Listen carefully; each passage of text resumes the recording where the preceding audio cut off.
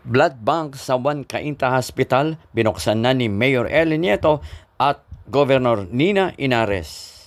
Pinangunahan ni Mayor Ellen Nieto ang inauguration ng Juan Cainta Hospital Blood Bank ngayong Martes, May 27, 2025 at si Governor Nina Inares ang naging katuwang sa cutting of ribbon kasama ng DOH Region 4A staff ng Blood Bank, Dr. Antonio Sierra, Dr. Edgardo Gonzaga. Alam mo, Nats, after 3 years, we finally have this blood bank, no? Kasi nung una ako umupo, nakita ko yung pangangailangan ng pagkakaroon ng blood bank ng ospital natin sa dami ng kaso, mga pa-emergency, or kung anong surgery, or even dialysis. Malaking pangangailangan. And then, nakita ko rin na marami namang willing mag-bloodletting eh. So, why not be, the structure that holds all of that? So, kaya, after 3 years of planning, budgeting, complying, andito na yung blood bank natin. Now tomorrow, we will start yung bloodletting natin. We'll do it internal muna. Dito muna sa amin, and then slowly we can accommodate the different groups na mga NGOs or mga ibang grupo na matagal nang nagba-bloodletting. And then slowly, I hope by tomorrow na rin, yung lahat ng blood requests namin sa hospital ay ma-serve na namin, maserbisyohan na namin kaagad. Yun yung mga day one na kailangan namin ma-accomplish na yung mga requests.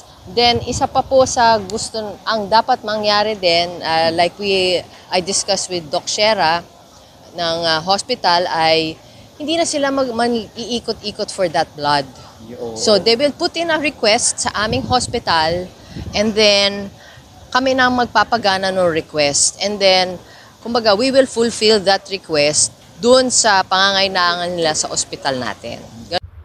Naging katuwang ni Mayor Ellen Nieto sa cutting of ribbon si Governor Nina Inares at nagpasalamat sa Cainta sa pagbubukas ng blood bank dahil magiging katuwang ng probinsya na dati na ring merong blood bank sa panahon ni dating Governor Nini Inares. Congratulations to Cainta, good job. I'm very happy na meron na naman tayong gantong facility dahil it's never enough. The blood that we have, miski na meron na ang lalawigan na inisip nga natin para makatulong sa mga pangangailangan ng ating mga kababayan, kinukulang pa rin. So masaya ako na ang Cainta ngayon ay on board na rin at makakasama natin sa pag-attend sa mga pangangailangan sa dugo ng ating mga kababayan. Samantala, sinabi naman ni Josa Karingal ng Philippine Blood Center, sa kabila ng malaking kakulangan at pangangailangan ng dugo ng ating mga kababayan ay isang matagumpay ang pagbubukas ng blood bank ng Cainta LGU sa pangunguna ni Mayor Ellen Nieto. Pagbati sa matagumpay po na inaugurasyon at pagbubukas ng Hospital Blood Bank ng Cainta Municipal Hospital. Sa ganang po na maraming nangangailangan ng dugo at kakulangan po ng dugo sa ating mga ospital ang merong hamon sa araw-araw. Isa pong malaking tagumpay po ito para sa Cainta Municipal Hospital na mabigyan po ng avenue na makapag-donate po ng blood ang ating mga taga-Cainta at mabigyan po ng sapat na supply ng dugo ang ating mga nangangailangang mga kababayan.